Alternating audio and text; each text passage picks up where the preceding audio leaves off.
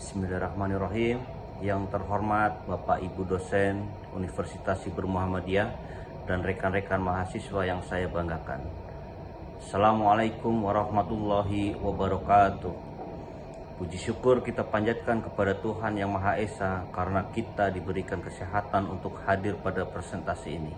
Izinkan saya, Destriono, mahasiswa S1 Hukum Universitas Siber Muhammadiyah, untuk mempresentasikan materi yang saya beri judul Penegakan Hukum untuk Siapa. Dalam perspektif hukum positif di Indonesia, tujuan utama penegakan hukum merefleksikan tiga pilar hukum, yaitu keadilan, kepastian, dan kemanfaatan. Upaya menyeimbangkan nilai ideal Gustav Rothfuss, seorang ahli hukum dan filsuf hukum Jerman. Tujuan utamanya adalah memastikan aturan tertulis tidak sekedar menjadi teks mati, melainkan instrumen yang melindungi masyarakat, memberikan manfaat nyata, dan menegakkan prinsip moral. Bapak, Ibu, dan rekan-rekan mahasiswa yang saya banggakan, berikut adalah uraian refleksi mendalam mengenai dialektika ketiga nilai dasar hukum. Yang pertama adalah keadilan. Keadilan adalah dimensi moral yang menuntut adanya kesetaraan, proporsionalitas, dan perlindungan hak bagi setiap individu di mata hukum.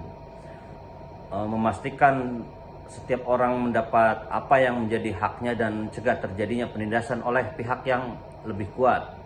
Keadilan adalah orientasi utama. Hukum yang mengabaikan keadilan akan kehilangan legitimasi moral dan memicu perlawanan sosial. Yang kedua yaitu kepastian. Kepastian hukum adalah dimensi formal yang menuntut hukum dibuat secara tertulis, jelas, dan ditaati sebagaimana mestinya, yang berfungsi untuk mencegah tindakan sewenang-wenang, menciptakan ketertiban, dan menjamin individu dapat memprediksi konsekuensi hukum dari tindakan mereka. Kenapa harus ada kepastian hukum? Tanpa kepastian hukum, masyarakat akan hidup dalam ketakutan dan kekacauan. Namun kepastian yang terlalu kaku juga seringkali mengorbankan hati nurani. Dan yang ketiga, kemanfaatan hukum. Kemanfaatan hukum adalah dimensi pragmatis yang berfokus pada hasil akhir dari sebuah penerapan hukum, untuk menjamin bahwa hukum yang dibuat harus membawa kedamaian, kesejahteraan, dan kebahagiaan bagi masyarakat luas. Hukum tidak boleh hanya abstrak di atas kertas, ia harus memecahkan masalah sosial dan membawa dampak positif dalam kehidupan bermasyarakat.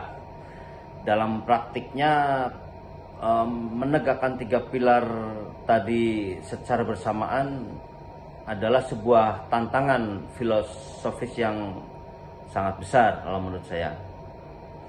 Kepastian sering berbenturan dengan keadilan.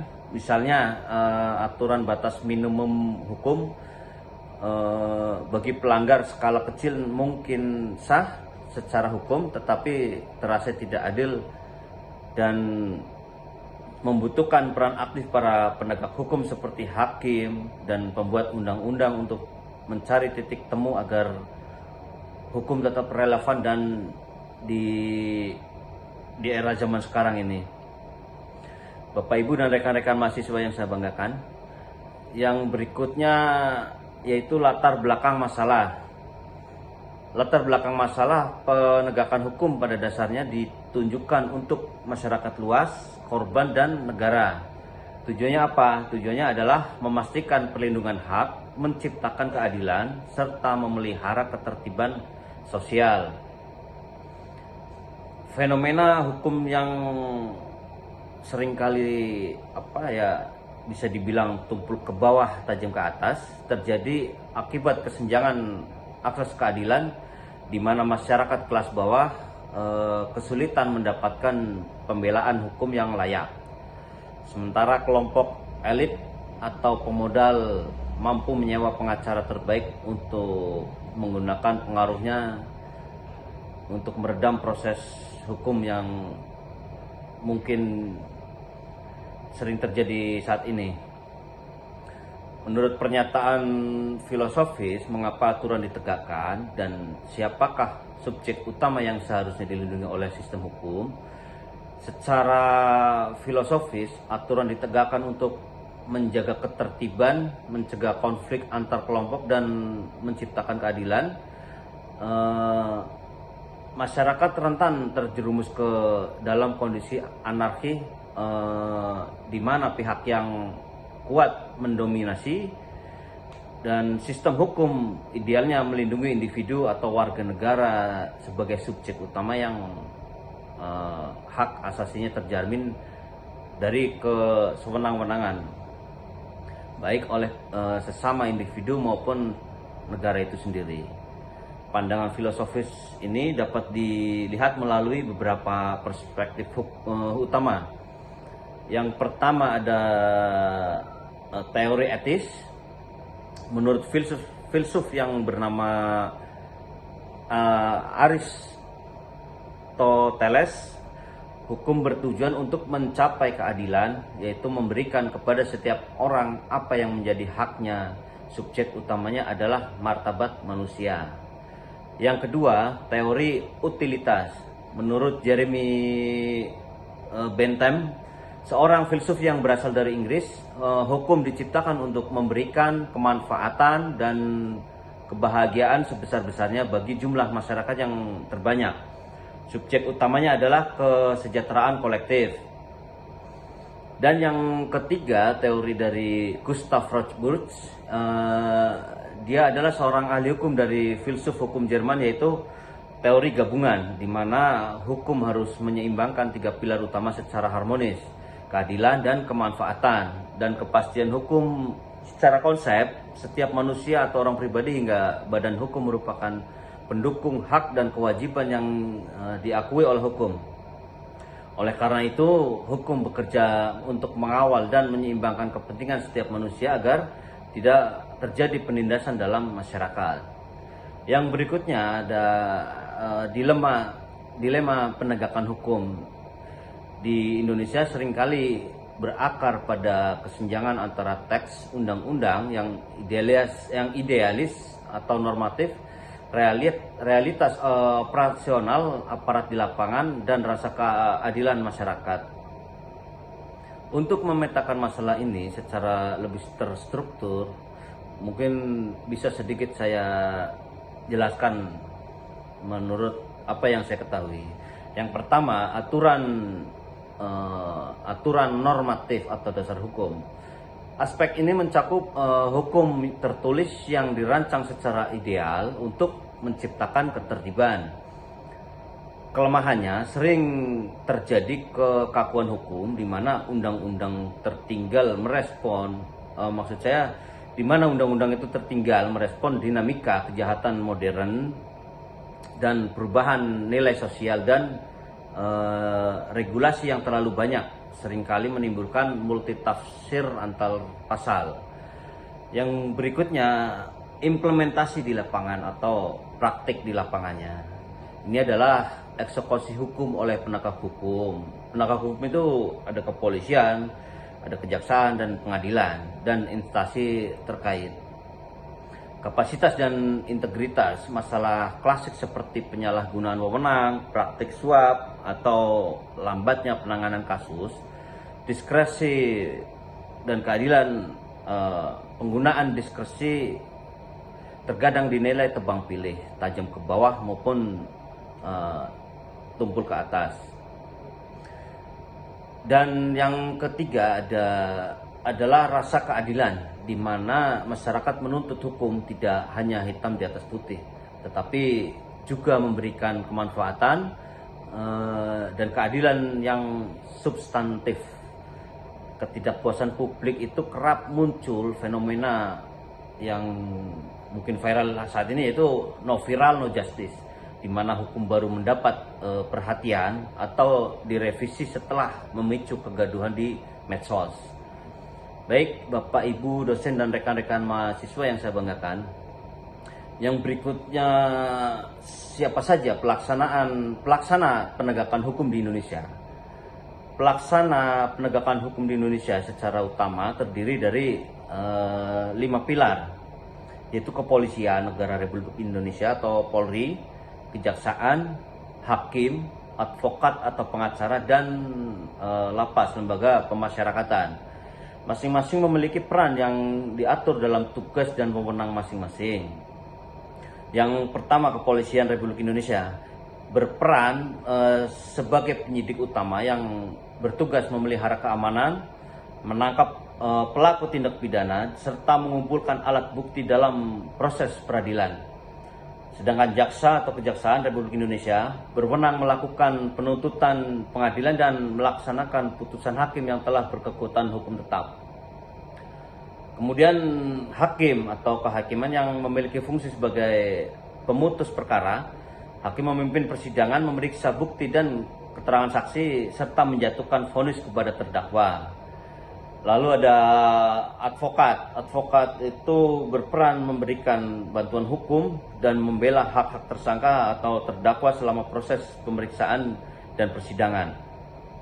Dan pilar yang kelima adalah Lapas, lembaga pemasyarakatan yang bertugas melakukan pembinaan terhadap narapidana agar mereka menyadari kesalahannya dan dapat kembali ke masyarakat menjadi orang yang baik. Bapak, Ibu dosen dan rekan-rekan mahasiswa yang saya banggakan, yang berikutnya masalah utama penegakan hukum di negara kita yang dibagi menjadi 4 faktor. Faktor yang pertama, substansi hukum. Substansi hukum adalah seperangkat aturan atau norma dan pola perilaku nyata dari manusia yang berada dalam sistem hukum tersebut sebagai output atau hasil nyata dari sistem hukum. Komponen ini mencakup aturan tertulis, jurisprudensi, dan hukum tidak tertulis yang digunakan untuk pembuat dan penegak aturan. Regulasi yang tumpang tindih, multitafsir atau belum mencerminkan nilai moral yang berkembang. Dan faktor yang kedua adalah faktor aparat penegak hukum, di mana aparat penegak hukum adalah unsur utama yang menentukan keberhasilan sistem peradilan, mencakup kinerja dan integritas lembaga seperti kepolisian, kejaksaan, kehakiman, advokat, dan lembaga pemasyarakatan. Efektivitas penegakan hukum sangat bergantung pada 3 elemen utama aparat menurut teori sosiologi hukum. Contoh masalahnya yaitu lemahnya integritas, moralitas, hingga penyalahgunaan wewenang. Yang ketiga yaitu faktor fasilitas dan sarana. Ketimpangan sarana dan fasilitas yang sangat menghambat proses peradilan di daerah tanpa perangkat kerja yang memadai seperti teknologi digital, kendaraan operasional, dan laboratorium forensik. Aparat akan kesulitan menangani perkara jika fasilitas tadi itu tidak terpenuhi, dan hal ini memicu disparitas keadilan antara wilayah pusat, kota, dan daerah terpencil.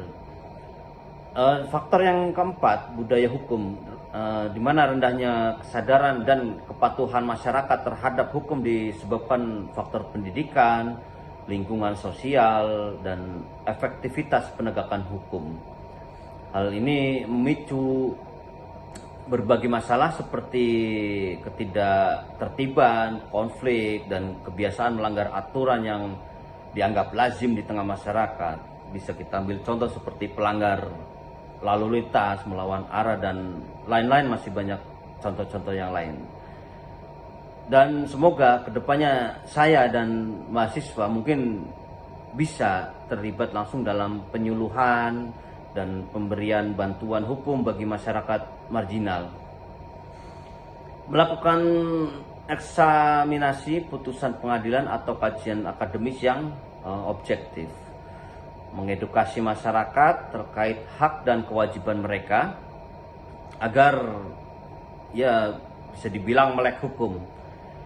Dan dapat disimpulkan bahwa penegakan hukum idealnya adalah untuk seluruh rakyat Indonesia, bukan alat untuk mengamankan kepentingan penguasa atau oligarki dan segelintir kelompok. Hukum itu harus hidup, dinamis, dan mampu beradaptasi dengan rasa keadilan yang ada di masyarakat. Aparatur, sistem, dan masyarakat harus bersinergi mewujudkan hukum yang berkeadilan, berkepastian, dan bermanfaat bagi kesejahteraan bersama. Bapak dan Ibu dosen serta rekan mahasiswa yang saya banggakan, demikian presentasi yang bisa saya sampaikan. Mohon maaf jika ada kalimat dan penyampaian yang salah. Menutup presentasi ini, izinkan saya mengutip asas Fiat Justitia Ruat Caelum, yaitu meskipun langit runtuh, keadilan harus tetap ditegakkan. Terima kasih atas perhatiannya. Wassalamualaikum warahmatullahi wabarakatuh.